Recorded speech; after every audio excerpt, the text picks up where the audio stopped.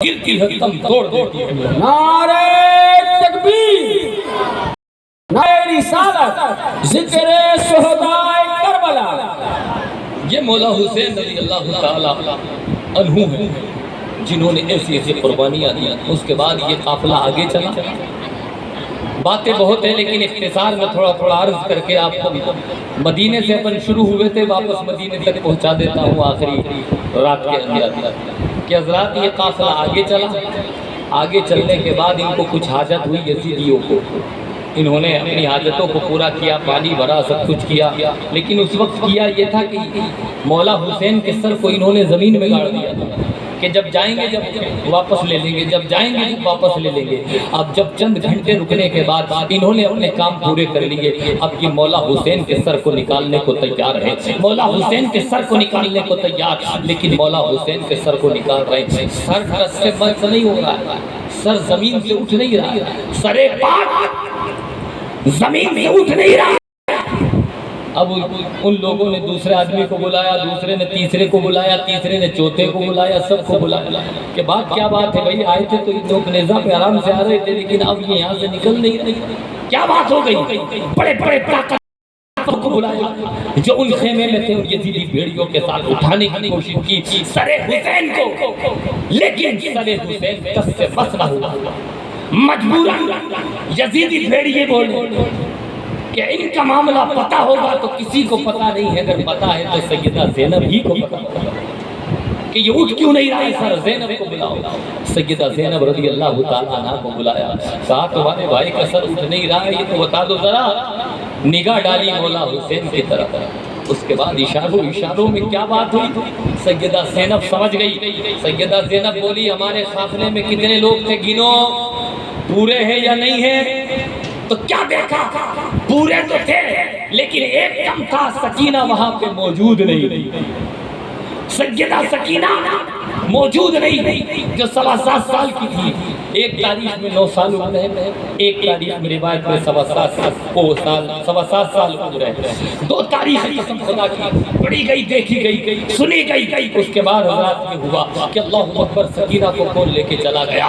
سکینہ کہاں چلی گئی؟ اسی وجہ سے مولا حسین اللہ اکبر اٹھ نہیں پا رہے یہاں سے، سر پاک حسین اٹھ نہیں پا رہا ہے۔ اندازہ کیجئے، غور فرمانے کا مقام ہے۔ ڈھونڈا گیا تو سیدہ سکینہ پہاڑ کی چوٹی پر بیٹھی ہے اور ایک برقع پوش خاتون ہے، اللہ اکبر کبیرہ، وہ بیٹھی ہے اور ان کی گود میں سکینہ کا سر رکھا ہوا ہے، سکینہ کا سر رکھا ہوا ہے۔ اس کے بعد اوڑتے آئی دوڑتی بھی، کون ہے یہ برقع پوش خاتون جو سکینہ کو لٹائی ہوئی ہے؟ جب پاس آتی چلی گئی، جیسے ہی قریب ہوتی، سکینہ موجود تھی لیکن عورت غائب ہو چکی۔ سکینہ موجود، عورت غائب۔ تو حضرات سیدہ سکینہ سے عورتوں نے کہا تو یہاں جی یہاں کیوں؟ تو سکینہ بولی میں تو حاجت مکمل کری تو اچانک ایک برقع پوش خاتون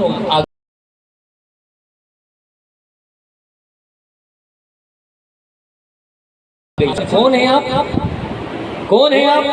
تو سکینہ سے بولی پہچانا نہیں بیٹا، میں تیری دادی سیدنا فاطمہ الزہرا جو تیری خیریت لینے آئی ہوں، کربلا کا جو میدان میں واقعہ ہوا ہے اس کو پوچھنے آئی ہوں، علی اکبر کیسے شہید ہوا، قاسم کیسے شہید ہوا، عباس کیسے شہید ہوا۔ اس کے بعد سیدہ زینب بولی کہ ماں فاطمہ ابھی تک بے قرار اور بے چین ہے کربلا کو لے کے، اسی وجہ سے تو سیدہ فاطمہ یہاں تک پہنچی ہے۔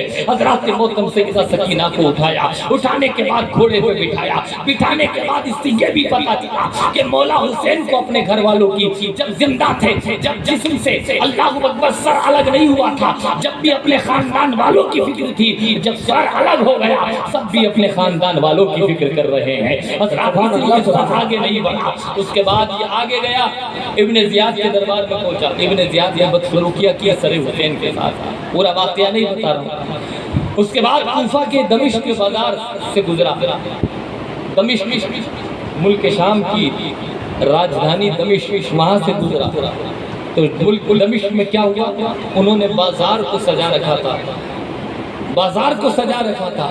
وہ کہہ رہے تھے معاذ اللہ یزید کو برا بھلا کہنے والے باغیوں کے سر آ رہے. کوئی اپنے گھر کو سجا رہا ہے, اپنی دکان کو سجا رہا ہے, اپنے محل کو سجا رہا ہے. جو جس طریقے کے پاس جس کے پاس مکان و دکان ہے سب کو سجایا گیا, سب کو حضرات نکھارا گیا. اس کے بعد جیسے ہی دمشق کے بازار سے یہ قافلہ گزرا, اللہ اکبر, سب خوش, سب ڈھول تماشے بجا رہے تھے, سب کی آنکھوں میں آنسو تھے, لیکن سب خوشی منا رہے تھے, لیکن ایک کی آنکھ میں آنسو تھے.